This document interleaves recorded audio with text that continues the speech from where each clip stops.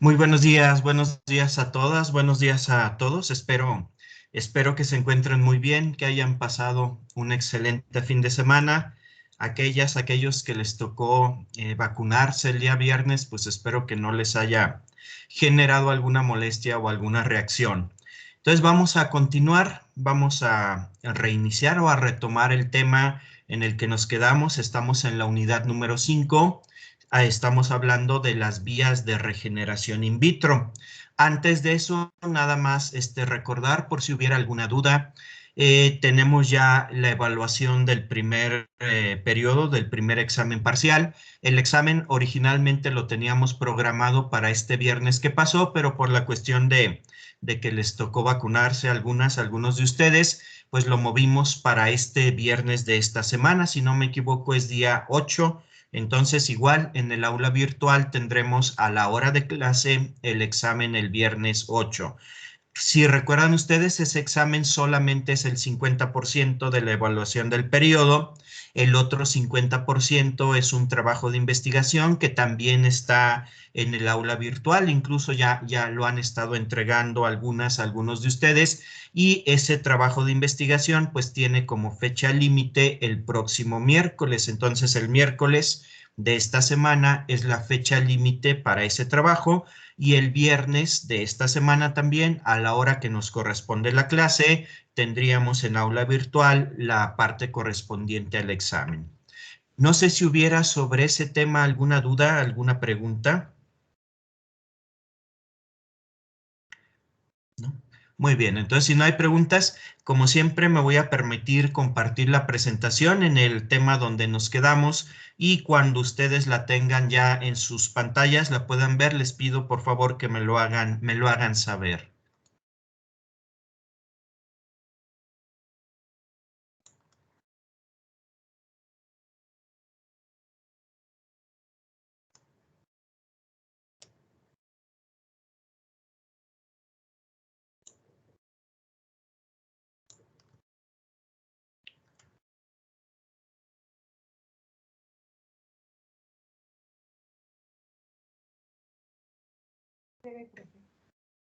Ya se ve, muchas gracias.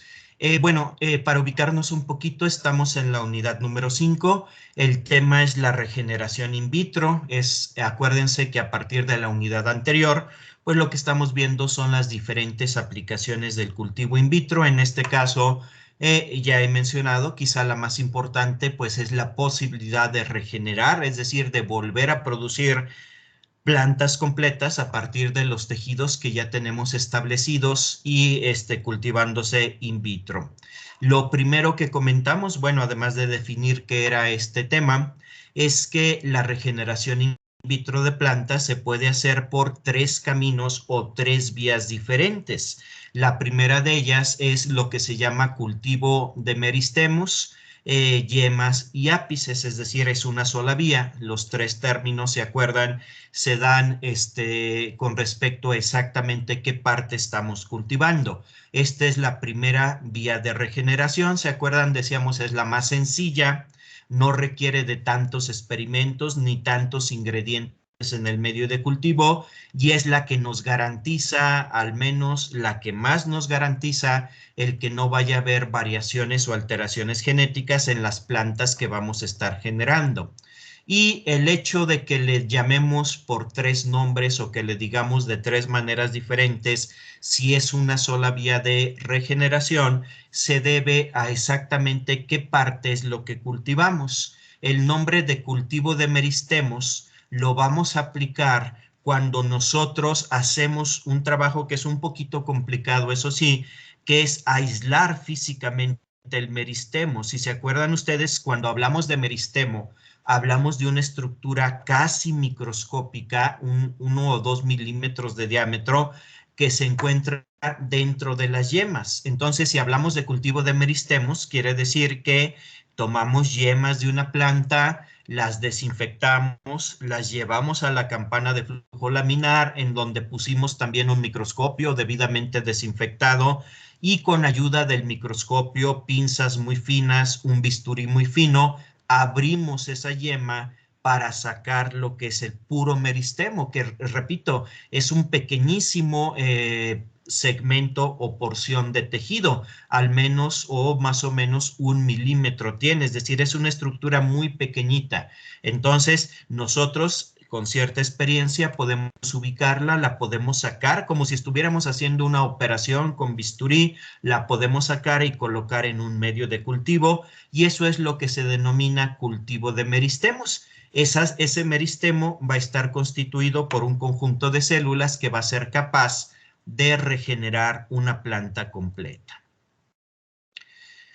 Si yo no quiero tomarme la molestia, porque créanme que es laborioso, se requiere de experiencia, de paciencia, si yo no quiero tomarme la molestia de aislar el meristemo, pues lo que puedo hacer es simplemente poner porciones o segmentos de tejido que lleven yemas, es decir, no necesariamente sacar como tal el meristemo, simplemente asegurarme de que en mi esplante haya esas yemas que van a dar, dentro de ellas, por supuesto, va a estar el meristemo y son las que nos van a dar los brotes. Exactamente eso, ahora sí ya a todos nos tocó hacer esto en el laboratorio, exactamente eso es lo que hacemos o lo que hicimos con los cactus. Con los cactus, si se acuerdan, simplemente tomamos rebanadas de la planta, confiando en que en cada rebanada iban a ir varias yemas. Las yemas en los cactus, acuérdense, están en los puntos donde salen las espinas que se llaman areolas. Entonces, yo no necesariamente tengo que aislar el meristemo, sino que puedo cultivar segmentos más grandes, lo cual es mucho más fácil, nada más asegurándome de que lleven yemas. Si mi planta no tiene la forma de un cactus, sino la de un arbolito normal, por ejemplo, como vemos aquí esta plantita de laurel, pues yo lo que hago, acuérdense, es tomar como explante las axilas. Las axilas, acuérdense, es el punto donde se une el tallo con una hoja, y ya sabemos que en ese punto de unión vamos a tener siempre una yema, y dentro de esa yema vamos a tener un meristemo. Otra opción que puedo tomar es, en lugar de buscar las yemas laterales, tomar la yema apical. Acuérdense, la yema apical es la que vamos a encontrar en la punta de cada tallo o de cada rama. Aquí en este caso, la yema apical estaría aquí en el mero ápice, la mera punta, y en ese caso yo le llamaría a mi método de regeneración cultivo de ápices. Entonces, si se fijan realmente en los tres casos, cultivo de meristemos, yemas y ápices, pues lo que yo estoy haciendo es tomar tejido meristemático, nada más que solo en el primero lo voy a aislar como tal, y en el segundo lo voy a tomar, pero dentro de una estructura más grande, que son las yemas axilares o la yema apical. Entonces, estas es las diferencias de la propagación por meristemos, yemas o ápices.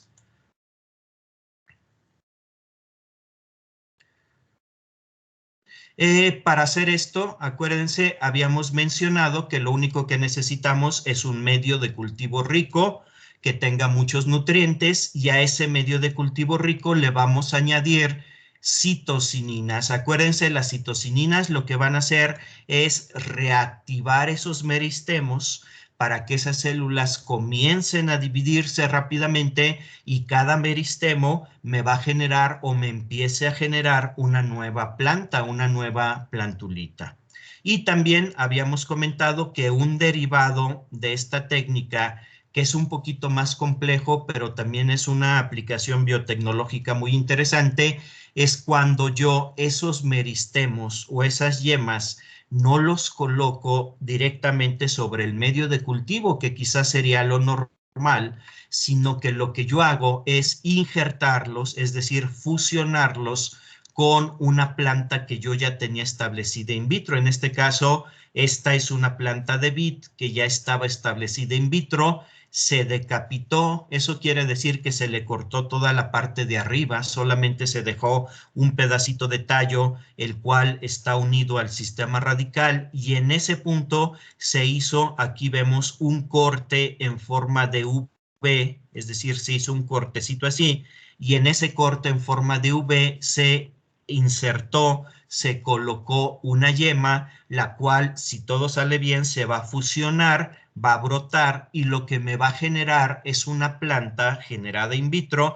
nada más que es una planta injertada. Es decir, es una planta que tiene un sistema radical de una variedad o especie de vid y la parte de arriba, lo que se llama injerto, de una segunda especie de vid. Lo que se busca con esto, acuérdense, es que la parte de abajo sea muy resistente a todas las plagas y los factores negativos del suelo y que la parte de arriba, que es muy sensible, ya no tenga o pierda esa sensibilidad al ser injertada, y esta parte de arriba es la que me va a dar el fruto de muy buena calidad, ya sea si yo quiero hacer algún tipo de vino o utilizar las uvas como fruto, como uvas de mesa. Entonces, un derivado de esta técnica de la propagación a partir de yemas es precisamente el microinjerto.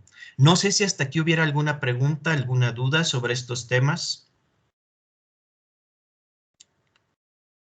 Muy bien. Aquí vemos un ejemplo también de la propagación por yemas, pero es exactamente lo que ustedes han hecho en el laboratorio.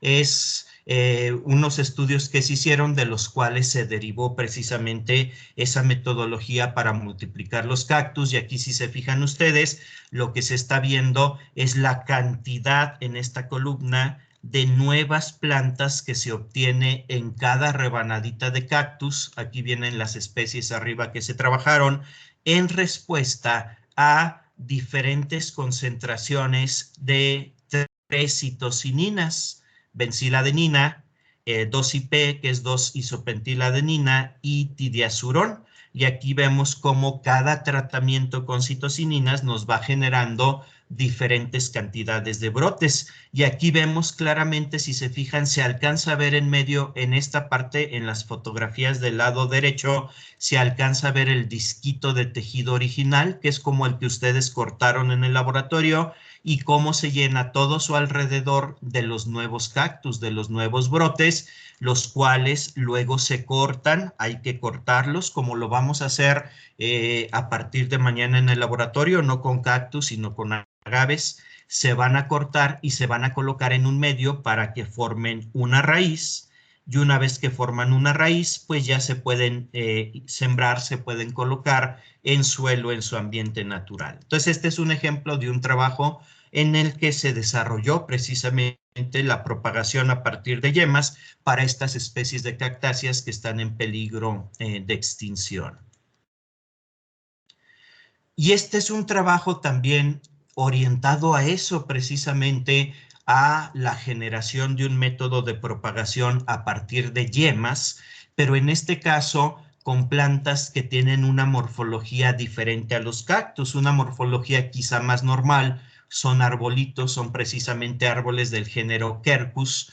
Los Quercus son los llamados encinos. Son los árboles que encontramos en todos los bosques aquí de la región, por ejemplo, en la Sierra Fría, la Sierra del Laurel, etcétera. Pues ya cuando subimos a esos lugares, los árboles que vemos, en su mayoría, no todos, pero sí en su mayoría, son del género Quercus, son encinos, y de hecho hay tres especies que son de las más importantes aquí en la región, en Aguascalientes, que son el Quercus castanea, el Eduardi y el resinosa. Y aquí lo que se ve es cómo se desarrolló un método para hacer la propagación de estos tres encinos, utilizando precisamente como explante yemas. Y si se fijan aquí, lo que se probó fueron 2 citosininas, benciladenina, cinetina, en estas cantidades que vienen en esta columna, y lo que se observó fue la cantidad de brotes, es decir, de nuevos arbolitos que se produce en cada explante. Y aquí podemos ver en las fotografías cómo es el proceso. No sé si alcanzan a ver en esta parte, en esta foto, aquí alcanzan a ver algo más oscuro, aquí una estructura más oscura, más gruesa. Eso fue el explante original, era una axila. Acuérdense, axila es un pedacito de tallo que trae la unión con una hoja, Y lo que se logró con este protocolo fue que a partir de esa yema que aquí estaba en la axila, se generaran, fíjense, no uno, sino muchos arbolitos de encino. Obviamente estos arbolitos pues eran diminutos, muy pequeños, de unos cuantos centímetros, aquí si se fija bien el tamaño, pero una vez que se colectan estos arbolitos, se separan, se individualizan y se colocan en otro medio, van a enraizar, van a formar la raíz. Si se fijan, aquí sí ya aparecen arbolitos, aunque pequeños todavía, pero ya tienen su tallo, lo que luego va a ser el tronco, las hojas y la raíz, y esto nos permite ya establecerlos en suelo y ya poder utilizarlos, por ejemplo, para reforestar con estas especies. Entonces, este es otro ejemplo, nada más para que vean ustedes del desarrollo de un trabajo o de un, perdón, de un proceso de propagación masiva, en este caso de encinos, utilizando la vía de regeneración que estamos analizando, que es precisamente la regeneración por meristemos, yemas y ápices. Bueno, ¿alguna pregunta? Vamos a pasar ya a otra vía de regeneración. Vamos a terminar ya de hablar de esta regeneración por cultivo de meristemos, yemas o ápices. No sé si hubiera alguna pregunta, alguna duda. ¿No? Bueno, entonces si no hay preguntas o dudas, vamos a pasar a la siguiente vía de regeneración. ¿Se acuerdan? Decíamos, las otras dos son un poquito más complejas porque ya no vamos a partir de meristemos. Vamos a hablar de la organogénesis. La organogénesis, acuérdense, ya lo definimos en la parte introductoria de esta unidad, es cuando nosotros tomamos tejidos que no son meristemos, es decir, tomamos partes de una planta que no contienen meristemos y lo que hacemos es obligar a que ciertas células que están contenidas en ese tejido, que ya no son meristemos, ya no estamos hablando de células meristemáticas, esas células se van a desdiferenciar para convertirse en meristemos, es decir, se van a regresar en su proceso de diferenciación, se van a convertir en meristemos y luego en un segundo paso, si se fijan, esta vía ya implica dos pasos. En un segundo paso, lo que va a pasar es que esas células van a desarrollar un meristemo y luego, a partir de ese meristemo, van a desarrollar un brote que va a ser una nueva planta. Nada más que ese brote no va a salir a partir de un meristemo, sino que va a salir en un lugar de una planta en donde se supone que no tendría que salir porque no hay meristemos. Por eso se dice que organogénesis es la formación de novo de órganos. De novo quiere decir de nuevo y eso significa que se van a formar en un lugar donde nunca hubo esos órganos y en realidad no tendría por qué haberlos. Aparecen ahí de nuevo precisamente gracias a esta vía de regeneración que es la organogénesis. Y aquí vemos en las fotografías dos ejemplos de organogénesis que también se desarrollaron hace algunos años aquí en el laboratorio.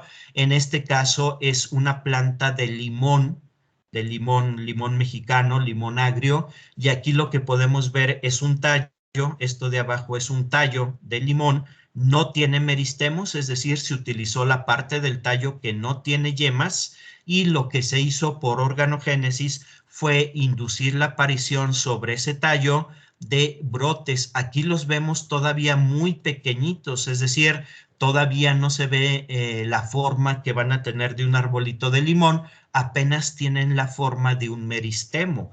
Precisamente esos meristemos es el primer paso en el proceso de la organogénesis. Luego, como lo vamos a ver más adelante, van a brotar y a partir de aquí va a salir el brote, que acuérdense, brote es la parte aérea de una planta, es un tallito con hojas, con yemas, etcétera.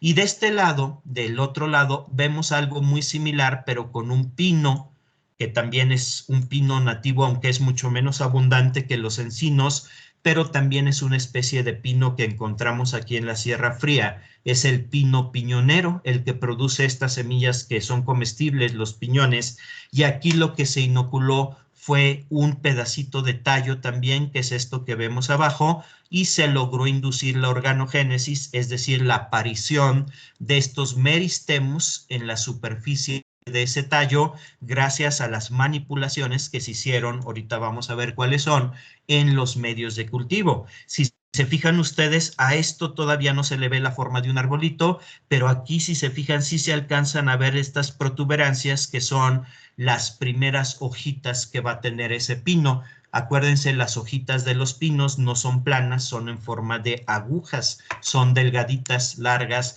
y aquí podemos ver las primeras hojitas que ya van a estar saliendo, y a partir de cada una de estas protuberancias, de estas 4 protuberancias, va a salir una plantita de pino en un lugar donde no había meristemos, y esto es, digamos, la definición de organogénesis, porque en la otra vía, ¿se acuerdan? También se obtienen brotes, nada más que los brotes se obtienen muy fácil porque salen de meristemos y las células del meristemo ya están programadas para generar brotes. Aquí no, aquí se tienen que reprogramar esas células para que nos formen estos brotecitos. La organogénesis se basa en un concepto que vimos, si se acuerdan ustedes, en las primeras sesiones, cuando estábamos hablando apenas del surgimiento de esta tecnología. Decíamos que la idea con la cual se inició esta tecnología del cultivo in vitro de tejidos vegetales era la totipotencialidad celular. La totipotencialidad celular quiere decir que en teoría cualquier célula de una planta tiene la información genética necesaria para regenerar una planta completa. No importa que esa célula no sea un meristemo, sino que en teoría cualquier célula tiene esa capacidad. Entonces, la organogénesis es precisamente una de las formas en las que se demostró que sí es cierto este concepto, es decir, que sí existe la totipotencialidad celular, porque en la organogénesis lo que vemos es que una célula diferenciada se desdiferencia y luego me genera un meristemo, un brote, y luego yo puedo obtener una planta completa, incluso un árbol, como lo vimos, a partir de esa célula, de una sola célula. Entonces, la organogénesis es una manera de expresar esa totipotencialidad en condiciones in vitro, es decir, lo que o la base o el fundamento para esto es la totipotencialidad celular. Entonces, eso sí existe, ya se demostró que sí. Lo que también es cierto es que no se ha encontrado todavía la forma de que todas las células respondan. Dentro de un explante, lo que vamos a ver es que solamente algunas células, de hecho, la minoría, muy pocas en consideración de todas las que hay en el explante, son las que van a responder. Por eso, si yo pongo un pedacito de tallo, pues sí me van a salir a lo mejor 15, 20 brotes, pero eso, si nosotros analizamos que cada brote viene de una célula, pues quiere decir que de todas las células de ese tallo, solamente 15 o 20 realmente expresaron esa totipotencialidad. El resto, por alguna razón, no lo hizo. Entonces, en resumen, sabemos que existe la totipotencialidad, es la base de la regeneración por esta vía, pero también sabemos que una mínima parte de las células de un explante son las que están aptas o son aptas para expresar esta totipotencialidad. No sé si hasta aquí hubiera alguna pregunta, algo que no esté claro.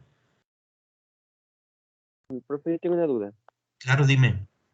Eh, ¿Se puede usar como explante en este caso para organogénesis órganos que provengan de la reproducción sexual de plantas, como por ejemplo vaina?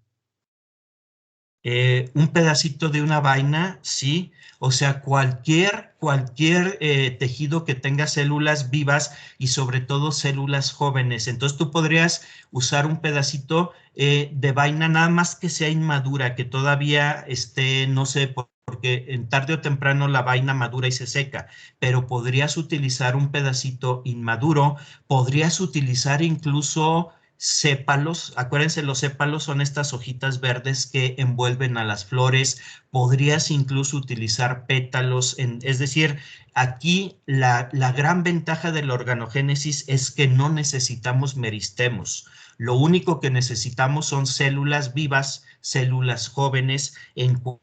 Prácticamente en cualquier parte de una planta podríamos encontrar esas células.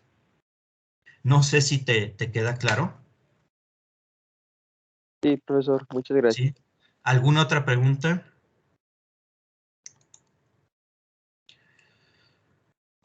La organogénesis, bueno, esto ya lo habíamos comentado, puede ser directa. Organogénesis directa, acuérdense, es cuando yo tengo un explante. Aquí tenemos, por ejemplo, lo que vemos del lado derecho de esta imagen es un pedacito de tallo también de limón, es decir, y directamente sobre el explante me van a aparecer los meristemos, que en este caso se llaman meristemoides. ¿Por qué se les llama meristemoides? Pues simplemente para distinguirlos de los meristemos naturales. Cuando escuchamos el término meristemoide, quiere decir que es un tejido meristemático, pero que no es natural, que nosotros lo generamos precisamente por la vía de la organogénesis. Entonces, aquí aparecen y por lo tanto los brotes van a surgir directamente sobre el esplante. Esa es la organogénesis que le llamamos directa. Directa significa que mis brotes, mis plantitas aparecen directamente sobre el explante. Indirecta es cuando yo primero genero tejido calloso. Ya sabemos, ya conocemos el tejido calloso, ya hemos hablado de él, y luego cambio de medio de cultivo ese tejido calloso a un medio propicio para la organogénesis y los brotes se van a generar a partir del tejido calloso. Es decir, yo haría la regeneración en dos etapas. Primero generar el tejido calloso y luego a partir de él generar los brotes. Bueno, ¿qué se necesita para generar la organogénesis, para inducir la organogénesis? Bueno, la organogénesis es más difícil de inducir que la propagación por meristemos. Sí se puede en cualquier planta, como comentábamos hace un minuto, en cualquier prácticamente tipo de desplante, pero sí se requiere de más investigación. Es decir, es un proceso más complejo desarrollar un protocolo biotecnológico por organogénesis que por meristemos. ¿De qué depende? Fíjense bien, ¿de qué depende que tengamos éxito en el desarrollo del proceso de organogénesis? Bueno, depende de muchos factores que están dentro del explante, es decir, el explante va a ser determinante, el tipo de explante que yo elija para que yo tenga éxito en la organogénesis. Lo que vemos aquí era o es un pedacito de hoja de esta plantita de ornato, la violeta africana. El pedacito de hoja pues ya se ve deteriorado, se ve de color café, pero lo que vemos es que sobre ese pedacito de hoja están saliendo muchas plantas diminutas de violeta africana. Entonces, ese es un ejemplo de organogénesis. Entonces, aquí vemos la organogénesis. Les decía, la organogénesis depende de muchos factores que están o que son inherentes al explante que utilicemos. Por eso es muy importante que le dediquemos tiempo a experimentar, y seleccionar el explante correcto. Entonces, hay factores como el genotipo del explante, el órgano de donde se toma el tejido, por ejemplo, se puede tomar de un tallo, de una hoja, de una vaina, por ejemplo, en una leguminosa, como mencionamos antes, pero dependiendo de la especie de planta, en algunos casos va a funcionar mejor uno que otro. También hay que experimentar acerca de cuál es el tamaño correcto del explante, porque pudiera ser que cierto tamaño de explante me diera una buena respuesta, pero explantes más pequeños o más grandes ya no tanto. También es importante la edad fisiológica y la edad ontogénica del tejido de donde proviene el explante. Quizá no quede muy claro estos términos, edad fisiológica y edad ontogénica, porque suponemos nosotros que la edad es solamente una. En realidad, en las plantas, como las plantas continuamente están generando nuevas estructuras, distinguimos entre la edad ontogénica. Edad ontogénica significa cuánto tiempo o cuál es la edad de la planta completa. Por ejemplo, una planta de jitomate puede tener, si la sembramos hace 4 meses, pues esa sería la edad ontogénica, sería 4 meses. Nada más que las plantas, ustedes se acuerdan, continuamente están apareciendo en ellas nuevas estructuras, por ejemplo, hojas nuevas. Entonces, la planta de jitomate puede ser que tenga 4 meses, pero a lo mejor yo tomo una hoja que acaba de aparecer, que tiene una semana de edad. Esa sería la edad fisiológica. La edad fisiológica es la edad del órgano o de la parte de la planta que estoy tomando, porque pudo ser de aparición muy reciente, y edad ontogénica es la edad de la planta completa de donde yo tomé el explante. Entonces, estos factores, edad fisiológica y edad ontogénica, me van a afectar la respuesta. Es decir, yo también podría tener la necesidad de probar tejidos de diferentes edades fisiológicas y ontogénicas para encontrar cuál es el que me da la mejor respuesta en cuanto a la organogénesis. Otras cuestiones que nos podrían parecer a nosotros quizás secundarias en importancia en este proceso, como es tan complejo, en este proceso de la organogénesis, pudiera ser que sí nos influyeran y nos cambiaran la respuesta. Por ejemplo, la posición del explante dentro de la planta. ¿Qué quiere decir eso? Bueno, vamos a suponer que yo tengo una planta y esa planta tiene varias hojas y yo voy a utilizar pedacitos de hoja como explante. Bueno, en el caso de la organogénesis, fíjense, si yo tomo una hoja de la parte de abajo de la rama, pudiera ser que me respondiera diferente a una hoja de la parte de arriba. Si se fijan, este es un proceso, si lo queremos ver así, llamar así, un poco caprichoso, es decir, hay muchos factores que me van a estar influyendo en la respuesta. También la estación del año en la que tomo el explante. Por ejemplo, normalmente cuando hacemos un experimento de este tipo en primavera y verano, la respuesta es mejor, más rápida que si lo hiciéramos en otoño e invierno. ¿Por qué? Porque las plantas llevan sus propios ciclos, tienen su propio reloj biológico, y de alguna manera las células están programadas para multiplicarse más rápido en la época propicia del año, es decir, primavera-verano, y más despacio en otoño-invierno. Y aunque estemos trabajando con cultivos in vitro, estos tejidos tienen memoria y de alguna forma saben, entre comillas, por supuesto, si están en la época de crecimiento o no, y la respuesta puede variar al respecto. Es decir, podemos encontrar una respuesta diferente si hacemos nuestro experimento en abril que si lo hacemos en noviembre, precisamente por esta estacionalidad que hay en el crecimiento-desarrollo de los tejidos vegetales. Otro factor que también puede afectar es la posición en la que colocamos el explante.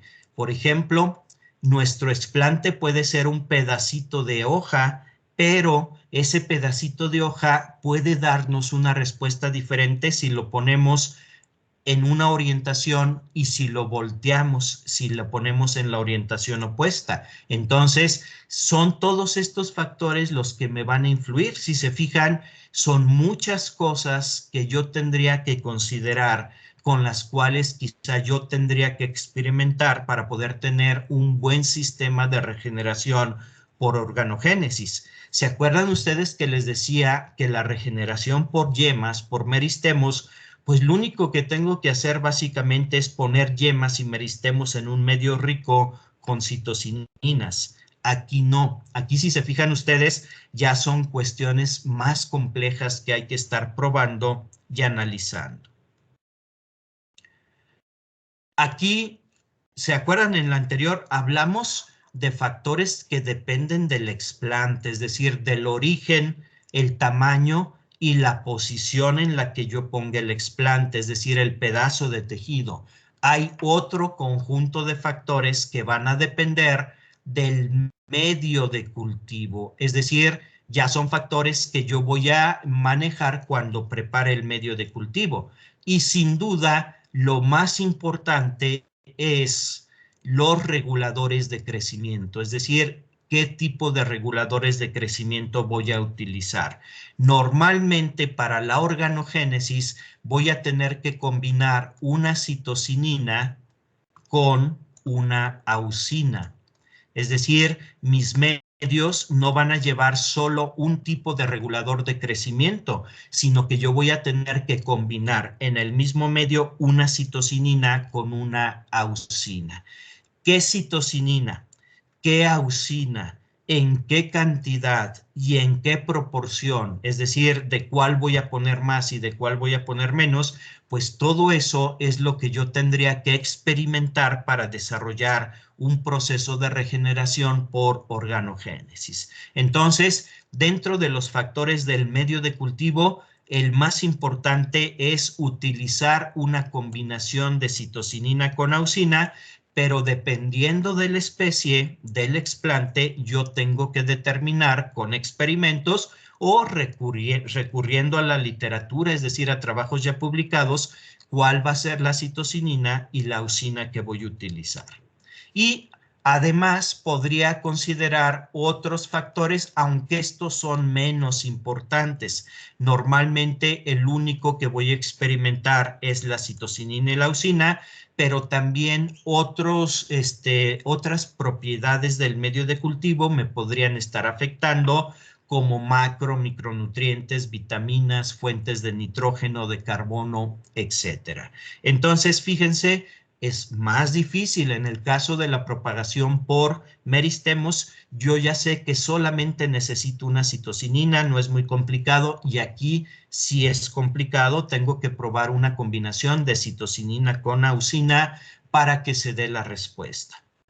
Y aquí en la imagen, pues lo que vemos, esto que les estoy marcando es un pedacito de hoja. Estamos viendo en realidad un corte del lado de la hoja. Aquí vemos atrás el resto de la hoja, la estructura plana de la hoja, y lo que les quiero mostrar es la gran cantidad de nuevas plantitas que están surgiendo a partir de células de la hoja, células que no son meristemo. En las hojas no hay meristemos, entonces quiere decir que todas estas plantitas que están naciendo aquí, que ahorita se ven muy pequeñas, excepto esta que ya creció un poco más y en esa sí vemos las hojitas, pero todas estas se originaron precisamente por organogénesis. Entonces, estos son los factores del medio que hay que considerar. Les insisto, quizá nos quedaríamos solamente con los demás realmente no son tan influyentes, pero sí necesitaríamos experimentar con los reguladores de crecimiento, citocininas y auxinas. Y otros factores que nos pueden afectar ya no tienen que ver ni con el explante ni con el medio, sino más bien con el ambiente donde vamos a colocar, donde vamos a incubar nuestros recipientes de cultivo, y son, por ejemplo, la luz, oscuridad, fotoperíodo, tipo de luz o temperatura. Estos también podrían influir, pero de todos estos, el más importante es la luz, la presencia de luz, es decir, el que les pongamos luz, no los tengamos en la oscuridad, es importante para que se lleve a cabo la organogénesis. Bueno, ¿alguna pregunta hasta aquí? ¿Sí queda claro?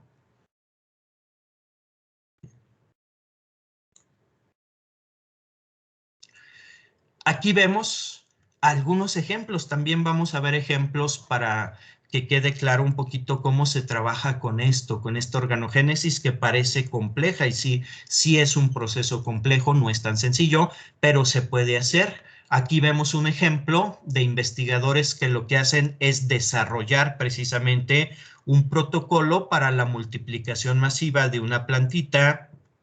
Tiene un nombre un poquito raro, Metabrixia ovalifolia. Esta es una planta de ornato, es una planta que se vende en los viveros precisamente para tener como adorno en las casas, produce unas flores muy bonitas, y aquí lo que intentaban hacer, y de hecho lograron estos investigadores, fue desarrollar un protocolo para propagar masivamente esta planta a través de la organogénesis. Obviamente es una planta muy valiosa y con este protocolo pues se pueden producir grandes cantidades de ejemplares para venderlos, para comercializarlos en los viveros. Y aquí, si se fijan, tenemos los tratamientos que utilizaron. No sé si se acuerdan ustedes que acabamos de ver algunos ejemplos de tratamientos para la regeneración a partir de yemas. Y si se acuerdan, es lo que vimos con los cactus, con los encinos. Y si se acuerdan ustedes, el único factor que se prueba son citocininas, tipo cantidad de citocininas. Aquí la organogénesis es más compleja. Si se fijan ustedes, se están probando citocininas, que son las de este lado, las de la parte o de la columna, perdón, de la izquierda, pero se están combinando con ácido naftaleno acético, que es una auxina. Entonces, aquí es más complejo porque tenemos que probar mezclas de citocininas con auxinas. Y aquí vemos imágenes pues de la respuesta. Si se fijan, vemos cómo en la superficie de la hoja ocurre algo muy similar a lo que les mostré en las diapositivas anteriores con violeta africana.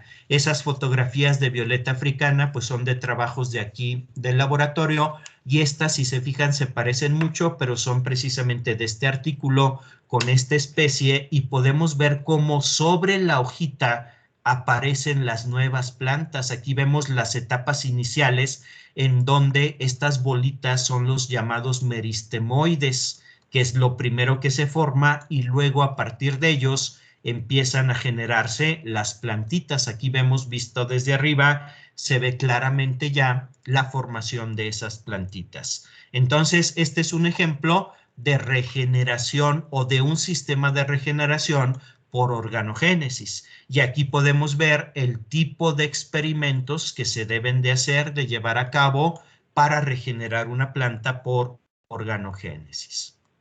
Bueno, ¿alguna pregunta, alguna duda hasta aquí? ¿No? Muy bien. Este es otro ejemplo.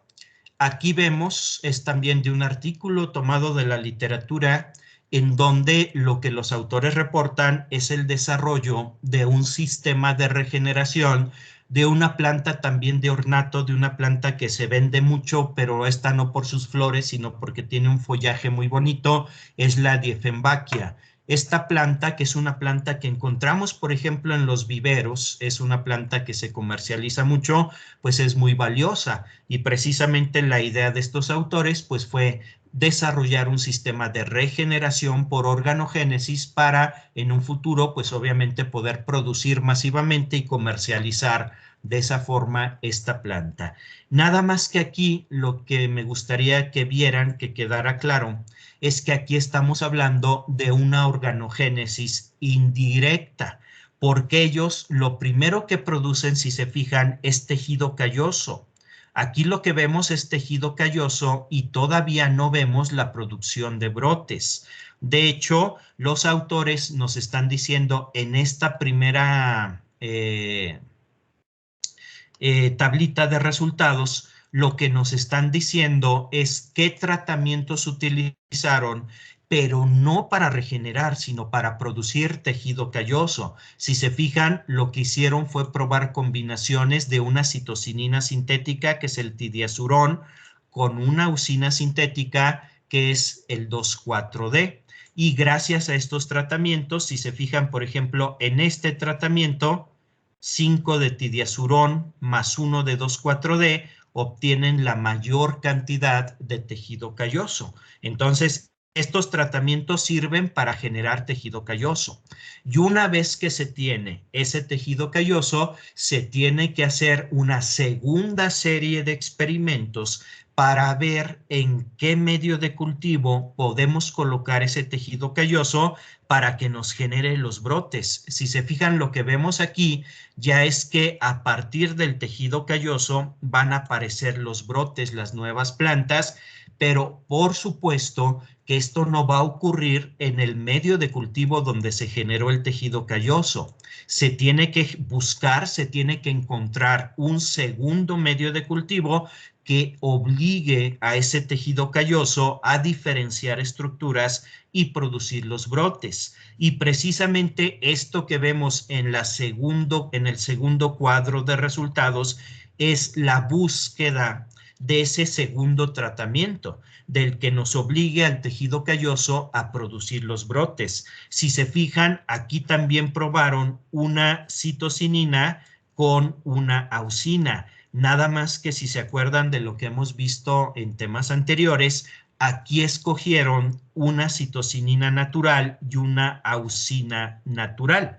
Acuérdense, para producir tejido calloso se recomienda utilizar reguladores sintéticos, pero en este caso, para producir los brotes, encontraron que funcionaban mejor los naturales. También se combina una auxina con una citocinina, nada más que en este caso son naturales. Y en estos tratamientos podemos ver que se logró la producción de los brotes. De hecho, si se fijan ustedes, el tratamiento que ellos obtuvieron más eficiente es donde combinaron 40 de 2IP, si no me equivoco, con 2 de ácido indolacético, obtuvieron casi 8 brotes o nuevas plantas por pedacito de tejido calloso, y aquí podemos ver ya el desarrollo de esas plantas y su transferencia a suelo.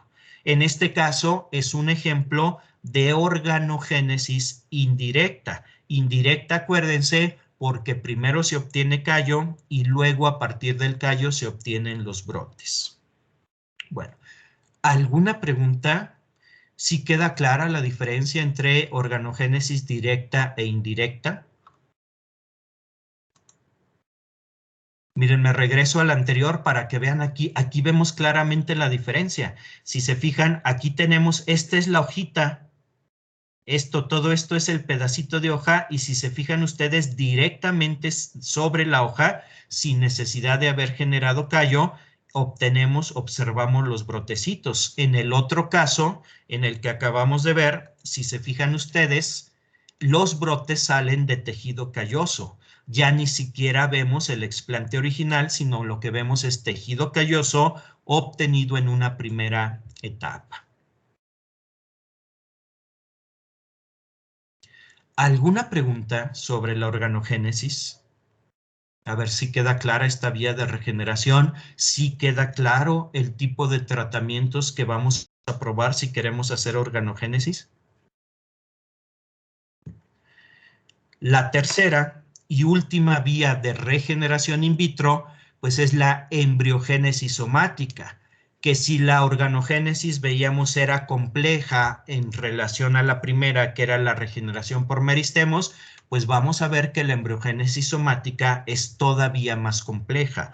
La embriogénesis somática significa varias etapas, porque lo que vamos a obtener nosotros son directamente embriones, es decir, cigotos que se van a convertir en embriones, pero los vamos a obtener en un tejido vegetativo. No vamos a utilizar una vía de reproducción sexual, que es la que normalmente nos va a generar embriones, sino que vamos a obtener embriones a partir de células que no son gametos, que no son células sexuales. Entonces, el día de mañana, ya para no dejar el tema a medias, el día de mañana, así como hoy definimos, hablamos de la organogénesis, pues mañana vamos a definir cómo es y qué tipo de procesos biotecnológicos tenemos que montar, establecer para regenerar plantas por la vía de la embriogénesis somática. Bueno, ¿alguna duda, algo que no haya quedado claro de los temas que estuvimos revisando el día de hoy?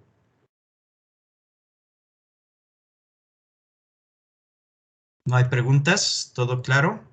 Muy bien. ¿Alguna duda, alguna pregunta que les haya quedado sobre lo que les comentaba al inicio de la sesión sobre el tema del examen, el primer parcial? ¿Todo muy claro? ¿O todavía tienen sueño por la vacuna?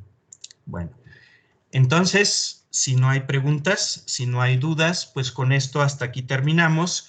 Mañana recordaríamos muy rápidamente pues lo que es la organogénesis, que es lo que vimos con detalle el día de hoy, y mañana veríamos la tercera, última vía de regeneración in vitro, que es la regeneración por embriogénesis somática. Entonces, hasta aquí concluimos el día de hoy. El día de mañana nos vemos para tocar ese tema y ya nos veríamos con algunas compañeras, compañeros en el laboratorio para llevar a cabo ya la segunda, empezar ahora con la segunda sesión de trabajo en laboratorio.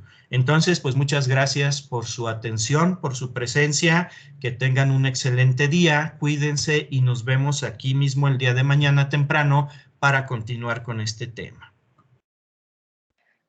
Gracias, profesor. Muchas gracias. Por nada, que estén muy bien, hasta luego. Gracias. Hasta luego.